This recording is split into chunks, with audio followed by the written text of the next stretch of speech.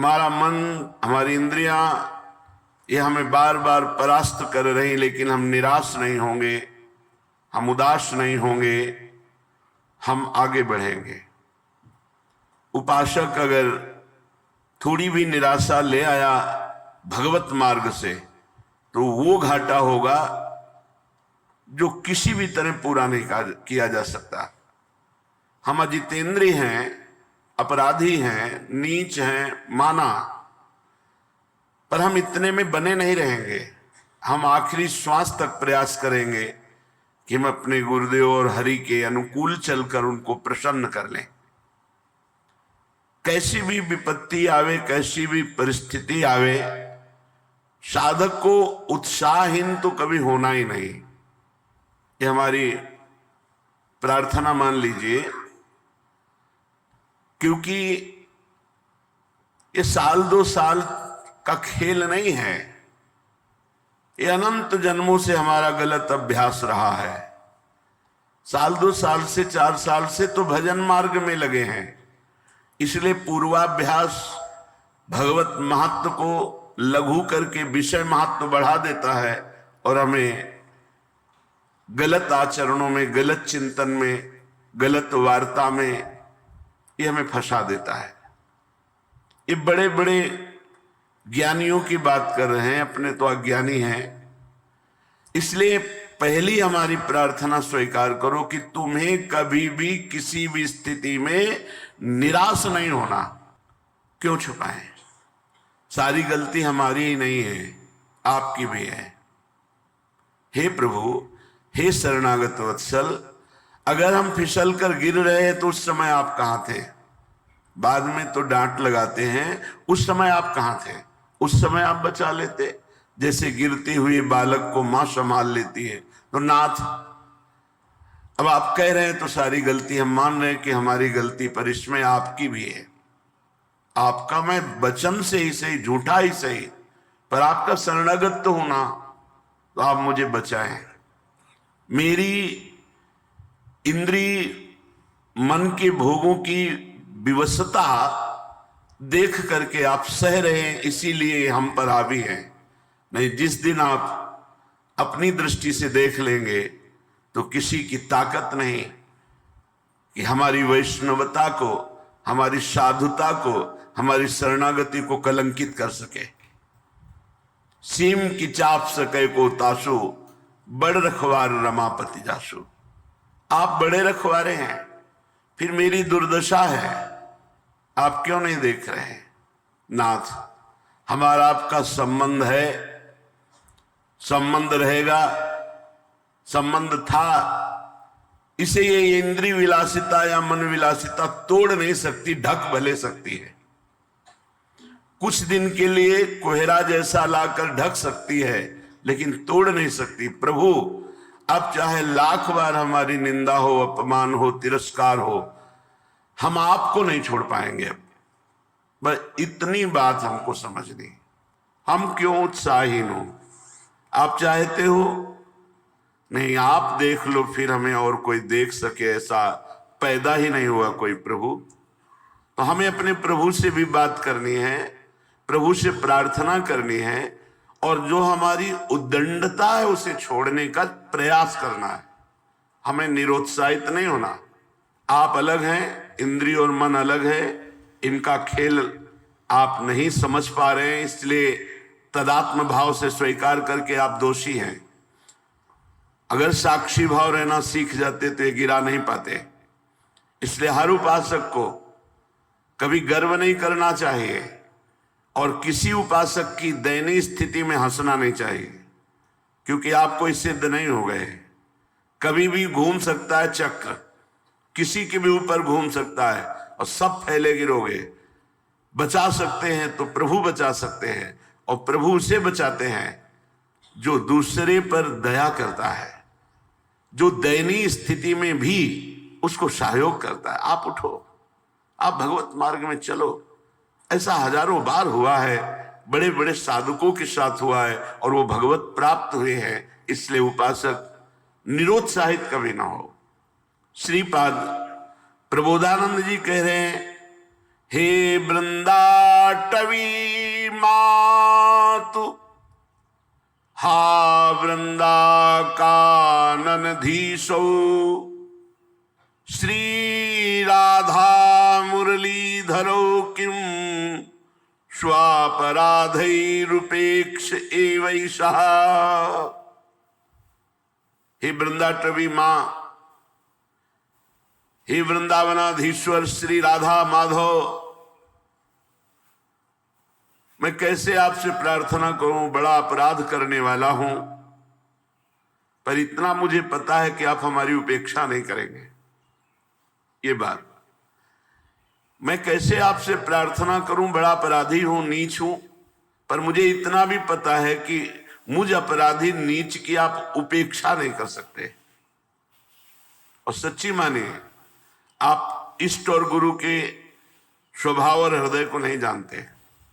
हमें पता है कि अपराधी हूं, पर इतना भी पता है आपके स्वभाव का कि आप उपेक्षा नहीं कर सकते। उमा राम स्वभाव जे ही जाना, ताहि भजन तजी भावनाना।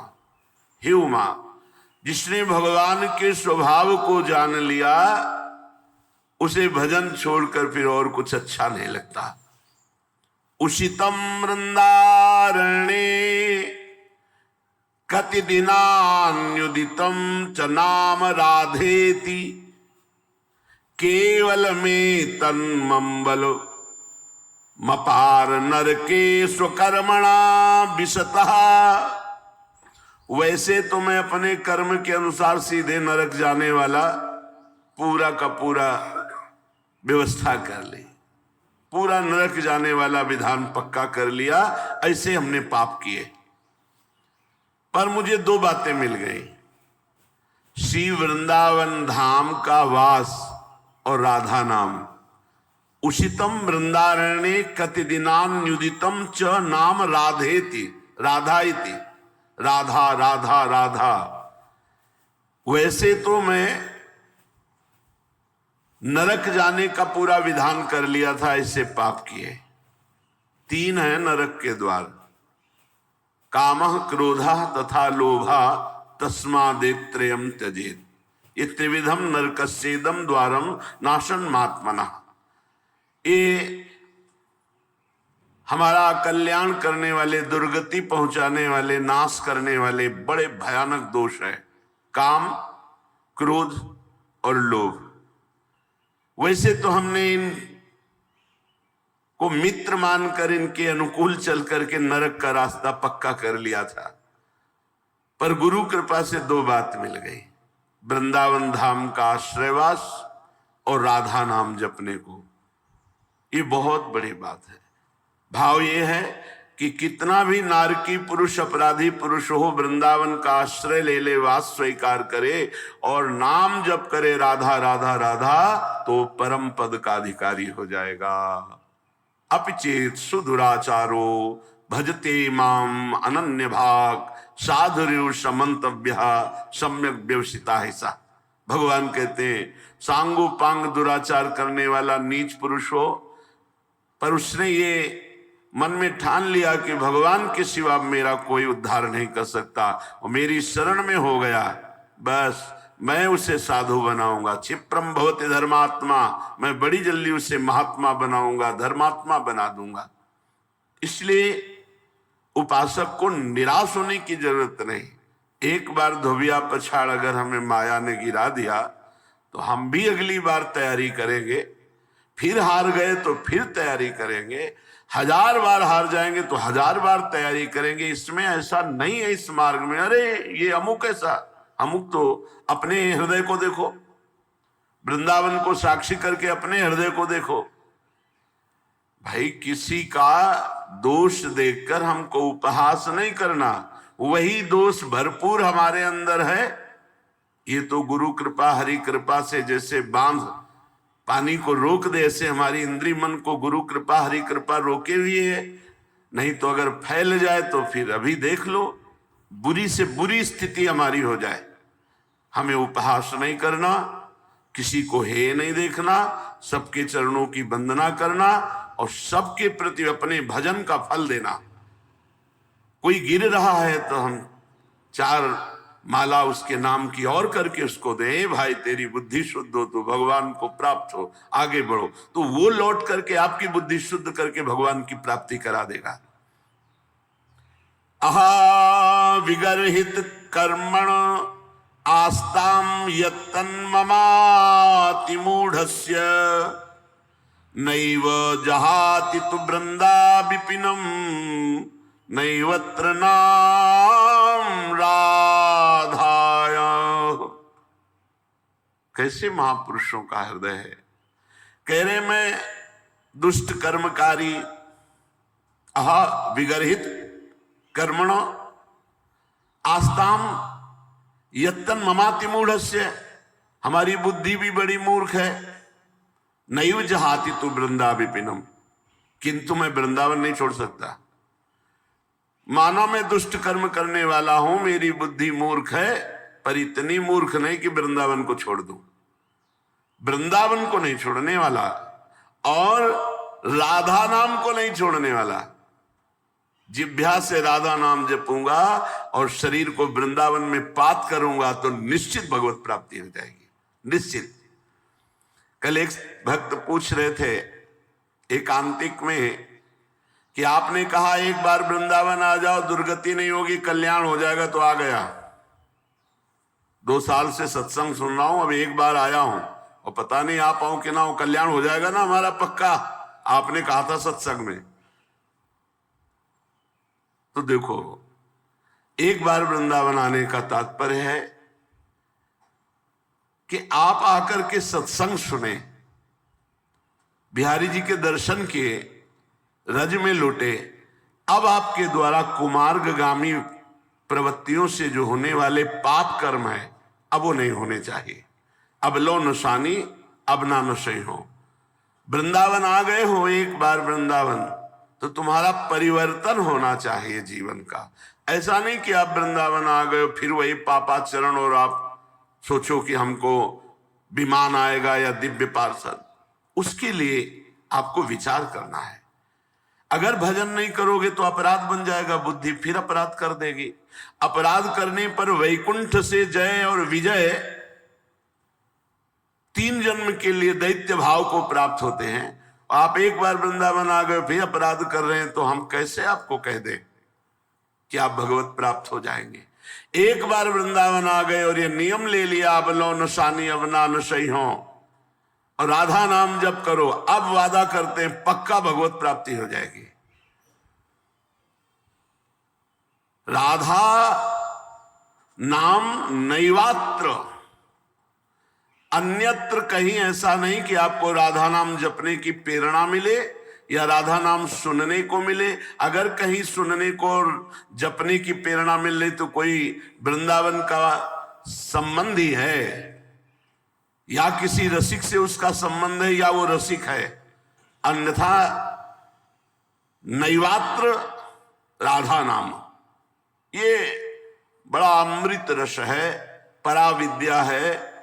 हमें जिह्वा से राधा नाम नहीं छोड़ना और कोशिश करो शरीर से कोई पापाचरण ना हो। इसीलिए कोशिश शब्द कह रहे, प्रयत्न करो। ऐसा हम ये नहीं कह रहे कि आज के बाद तुम कर ही नहीं पाओगे, क्योंकि दृढ़ नियम ले, कुछ दृढ़ नियम काम नहीं करते। जब मन अपनी विलासिता में उतरता है उस समय केवल भगवान से प्रार्थना, उन्हीं से विनय, यही काम में आता। नहीं किसी का भी बस नहीं, काहू को बस नाय, जो कछ होए सब तिहारी कृपा से बिहारी बिहारिन। अगर कोई ठीक से चल रहा है तो बिहारी जो बिहारिन जो की कृपा से चल रहा है, काहू को बसना है, काहू को बसना है। ये देखो युद्ध है, ऐसा नहीं कि सर्वदया विजयी ही होता है। परिणाम में तो विजयी होगा जो भगवत आश्रित है, पर लड़खड़ा जाना, गिर जाना, ये सब होता है। इस मार्ग में ऐसा नहीं है कि अरे बस वही एक पैदा हुआ है जो गिर सकता है और तो कोई पैदा ही नहीं हुआ। नहीं, यहां बलवान इंद्री ग्रामो विद्वानम अपि कर्षति। इंद्रियां इतनी बलवान हैं, बड़े बड़े विद्वानों को भी भ्रष्ट कर देती हैं अगर चूक हो जाए तो। इसलिए वृंदावन का आश्रयवास कभी न छोड़ो। राधा नाम का रटना मत छोड़ो और प्रभु से लड़ना मत छोड़ो। लड़ो, भोग आपको लगाएंगे, आरती आपकी करेंगे, दुलार आपसे करेंगे, सर्वस्व आपसे है, तो झगड़ा किससे करेंगे? आपसे ही करेंगे। अब हम किसके पास जाएं? हम में सामर्थ्य नहीं है कि हम इंद्रिय और मन की चालों से बच पावें। तो इसीलिए तो भयभीत होकर आपकी शरण में आए हैं, इंद्रिय और मन से। और कोई भय नहीं जगत में, इंद्रिय और मन के द्वारा प्रकट किया हुआ सारा भय है। और आपने कहा है जो सभी तावा सरनाई रखियो ताई प्राण की नहीं। तो महाराज मैं भयभीत हूं, अपनी इंद्रिय और मन से भयभीत हूं और किसी से नहीं। पता नहीं कब कहां फंसा दे, कौन सा ये खेल खेल ले। इसलिए नाथ मैं आपकी शरण में हूं। हमें लड़ना भी पड़ेगा प्रभु से ही। नाथ कहां जाऊं, किसके पास जाऊं? आप जैसा उदार और सामर्थ्यशाली कोई त्रिभुवन में हो तो आप हमें संकेत करो, हम उसकी शरण में जाएं। जितने पति थे उन सबको पावन करने वाला आपने बना दिया। तीर्थी कुर्वन्ति तीर्थानि। तो महाराज उन्हीं पतितों की पंक्ति में मैं भी हूं, आप कृपा करो। तो कभी कभी अपने प्रभु से प्रार्थना करें, कभी कभी थोड़ा सा मान भी करें। किससे मान करेंगे? हम आप ही से करेंगे। झूठे से ही सही, कह तो रहा हूं कि मैं आपका हूं, तो आप संभाल लो सच्चाई से। पक्का पक्का वो ऐसा संभालेंगे, करो सद्य ते साधु समाना। वो अपने जनों को बहुत अच्छी तरह से संभालना जानते हैं।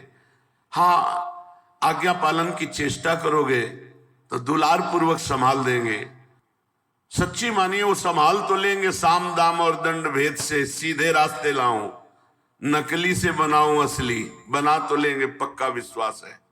पर धैर्य रखो, धैर्य रखो, नाम जप करो, भगवद आश्रित रहो। कैसी भी परिस्थिति आ जाए आंचल मत छोड़ना। बस ये सबसे खास बात होती है। अब तो हमारा कुछ नहीं रह गया, एक सेकंड में सब कुछ तुम्हारा है। आंचल पकड़े रहना, गले पड़ जाओ हरि के। सत्संग का सार, गले पड़ जाओ हरि के। जैसे हैं तुम्हारे हैं, राधा राधा बोलेंगे। जहां भेजोगे, जैसे रखोगे, जो करवाओगे वहां भी राधा राधा बोलेंगे। पर बोले नहीं इसीलिए फंस गए। अगर बोले होते तो फंसते नहीं। राधा राधा चल रहा होता, फंसोगे नहीं। ए निश्चिंत हो जाओ, बेपरवाह हो जाओ। भगवान की शरणागति में पूरा भार वो ले लेते हैं। पर आपको केवल इतना है, तैल धारावत स्मरण पकड़ना है। राधा राधा राधा राधा। अगर हमारे कदम गलत जा रहे हैं, राधा राधा बोल रहे हैं, तो भूमि बदल जाएगी। वो गलत भूमि भी सही हो जाएगी। वो गलत चेष्टा भी मंगल में प्रभु की शरणागति से बढ़ाने वाली बन जाएगी। आप नाम न छोड़ना, हमारी बात को पकड़े रहना। ये संसारी पुरुष नहीं जानते। सैकड़ों अपराधों की लिस्ट बनी है आपके अंदर में। अगर आप अपने हृदय के जज बन करके जांच करो, अगर शास्त्र सम्मत आचरणों की लिस्ट हम देखें तो 2-4 पॉइंट मिलेंगे, और असत आचरणों की लिस्ट देखें तो पूरी भरी मिलेगी। और हम ऐसे न्यायाधीश हैं, अपने हजारों क्षमा कर दिए और दूसरे की आधी लाइन भी क्षमा करना हमारे लिए भारी पड़ जाएगा। अरे तो ऐसा नहीं। जो इस मार्ग के पथिक के जानते हैं कि ये मार्ग कितना कठिन है, और जानते हैं कि फिसलने में देर नहीं लगती। पर क्या हम फिसलने की अनुमति देते रहें? क्या हम फिसलने का प्रोत्साहन देते रहें? नहीं। हमको अपने मन और इंद्रियों पर बार बार जलन और पश्चाताप करके ऊपर उठने की कोशिश करनी है। एक दिन निकल आएंगे। एक साधक सैकड़ों बार भ्रष्ट हो चुका था। उसने विचार किया मैं जंगल में जाकर शरीर पूरा कर देता हूं। एकांत जंगल में बैठ करके भगवान का चिंतन करने लगा कि प्रभु मेरी सामर्थ्य नहीं रह गई, मैं अपने शरीर को। तो ऐसी दृष्टि, पेड़ पर एकाग्र चींटा चढ़ रहा था, फिर गिरा, फिर चढ़ने को, फिर गिरा, फिर चढ़ने की कोशिश, फिर गिरा, सैकड़ों बार गिरा, आखिरी बार चढ़ गया।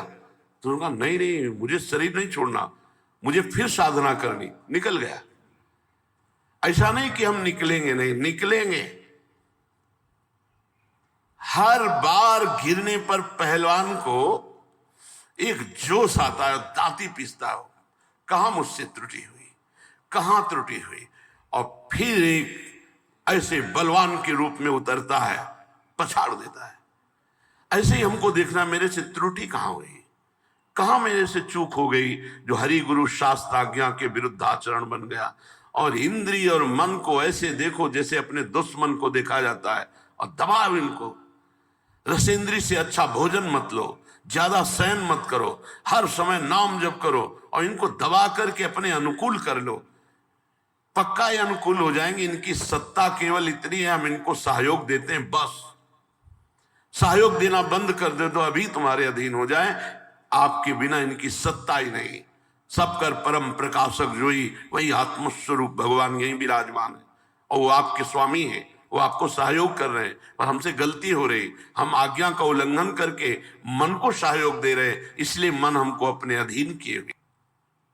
जिन्होंने अपने कानों से भगवान की चर्चा कभी नहीं सुनी, वो कान सांप के बिल के समान।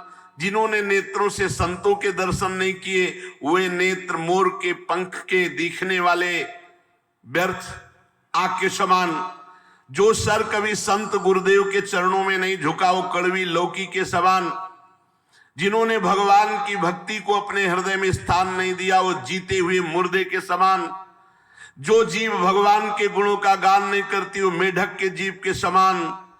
वह हृदय वज्र के समान कड़ा और निष्ठुर है, जो भगवान का चरित्र सुनकर आनंदित नहीं होता। भगवान की चर्चा कामधेनु के समान है, सब सुख देने वाली है।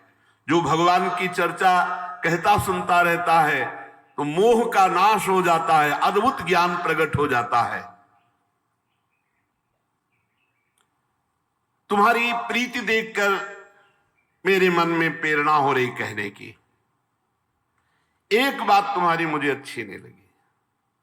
तुमने जो कहा कि भगवान कोई और है और ये राजकुमार, बस यही मोह है, यही अज्ञान है। जो मोह रूपी पिशाच से ग्रस्त होते हैं, जो पाखंड का आश्रय लेते हैं, जो भगवान के चरणों से विमुख है, वही ऐसा कहते हैं कि निर्गुण ब्रह्म कोई और है, वही ब्रह्म। जो अज्ञानी मूर्ख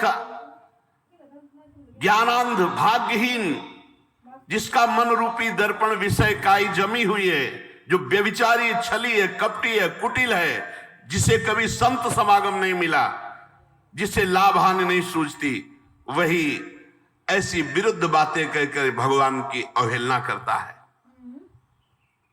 कैसे जिनके ज्ञान नेत्र नहीं हो, भगवान को कैसे जान पाएंगे? चाहे भगवान श्री कृष्णचंद्र जी, चाहे रामचंद्र जी, इनकी लीला, इनकी महिमा को वही जान सकता है जिनके ज्ञान नेत्र प्रकाशित है। ऐसे लोगों की बातें नहीं सुननी चाहिए जिनको ज्ञान नहीं है, व्यर्थ की बकवास करते रहते। बातुल भूत विवश मतवारे, ते नहीं बोले वचन विचारे। इनकी बात नहीं सुननी चाहिए। तिनकर कहा सुनी नहीं काना। अपने हृदय में संदेह छोड़ दो।